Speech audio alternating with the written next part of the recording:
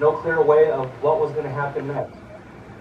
But that handshake on that day, January 10, 1961, with the CIA and the U.S. government, led him to come to the United States and to seek assistance here, and thus the United States government began to process Hmong Americans as refugees from Thailand to the United States, and that's why we're celebrating 50 years here in America and many, many more generations to come.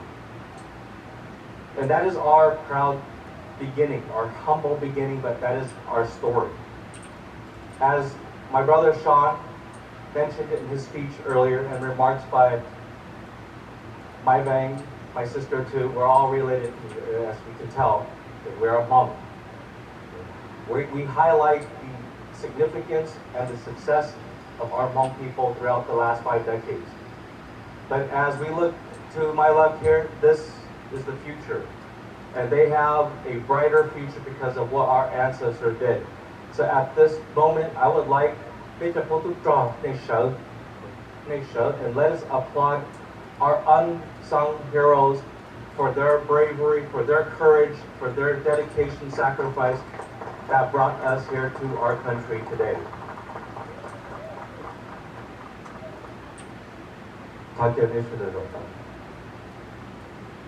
Two days ago, I was in Oklahoma City before the Oklahoma State Legislature, and I had the honor to address both the Oklahoma State Senate and the Oklahoma State House of Representatives. But that was a moving and touching event for me, because it wasn't a Hmong standing up on stage telling the Hmong story. It was a non-Hmong, through the Oklahoma State lawmakers, telling the Hmong story back to the Hmong community. And that was all inspiring, it was moving, but it was inspirational and motivating too.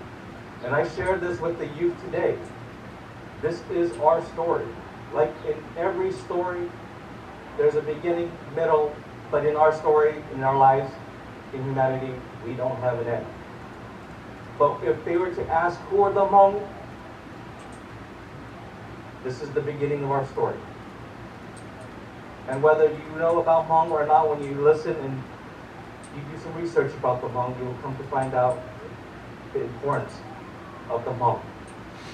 And just like that single core value I mentioned earlier, freedom, the word Hmong itself means to be free. And throughout our ancient history from 2,000-3,000 years ago, we were not liked by the Chinese or other ethnic Southeast Asians because we were freedom-loving people.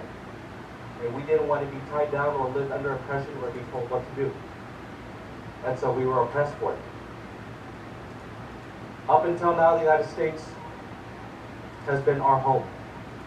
And we are proud to be Americans today. And we will continue to be proud Americans onward in the future.